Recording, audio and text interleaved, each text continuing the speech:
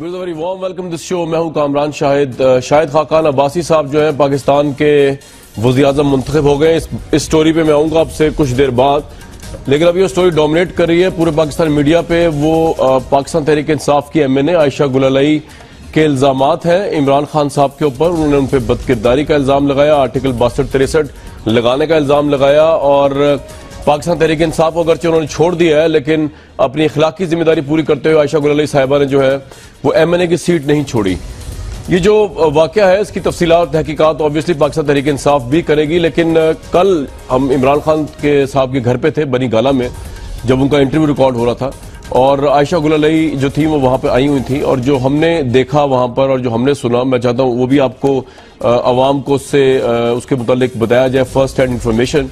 हुआ को यूं कि कल जब हम इंटरव्यू के लिए इमरान साहब की तरफ गए तो टाइम था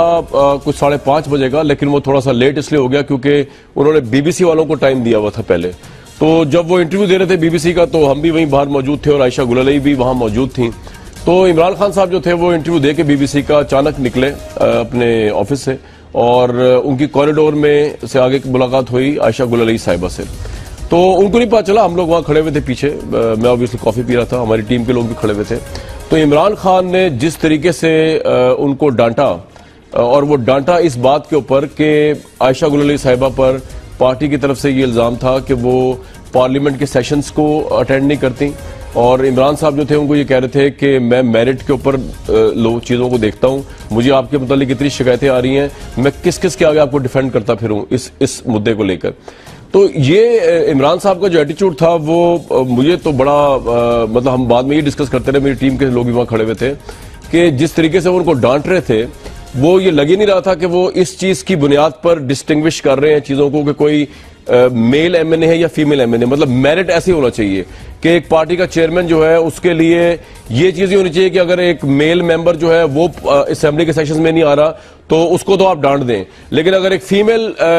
एमएनए जैसे आयशा गुललई साहिबा जो है रिस्पेक्टेबल हमारे लिए, वो अगर कोई कोताही कर रही है तो उनको जो है ना डांटा जाए और उस पर जो है कवर अप किया जाए। तो हम ये डिस्कस कर रहे थे कि इमरान साहब जो है उनका जो मेरिट का पैमाना है वो बड़ा हार्श और बड़ा सख्त है, उसमें वो जेंडर की तमीज नहीं करते, और जिस तरह उन्होंने कल हमारे सामने बल्कि बहुत से लोगों के सामने उनको डांट रहे थे पार्टी डिसिप्लिन की खिलाफ वर्जी करने पे आयशा साहिबा को, और असेंबली का सेशन ना अटेंड करने पे और लोगों की शिकायतें आने पे, तो ये चीजें तो बड़ी एग्जाम्पलरी होनी चाहिए थी। लेकिन आज जब आयशा गुललई साहिबा का इल्जाम सामने आया है तो बड़ा डिस्टर्बिंग इल्जाम है। वहां पर यह बात भी हो रही थी कि शायद वो टिकट के हवाले से कोई बात करी है, वो तो खैर मैंने नहीं सुनी, लेकिन जो हमने खुद सुनी और हमने खुद देखी वो इमरान खान का पार्टी डिसिप्लिन के ऊपर उनकी ठीक ठाक क्लास लेना था, जो कि एक चेयरमैन को जिस तरीके से लेनी चाहिए बिल्कुल उसी तरीके से उनकी ले रहे थे। लेकिन उसके बाद आज जो है वो ये सारा मामला आया सामने, तो इस पर ऑब्वियसली तहकीकात भी होंगी और इस पर इमरान साहब भी अपना वर्जन देंगे, और इस पर पाकिस्तान तहरीक इंसाफ को भी इन्वेस्टिगेशन करनी चाहिए कि ऐसा मुद्दा क्यों उठा कि एक रिस्पेक्टेड एमएनए जो है वो इतना बड़ा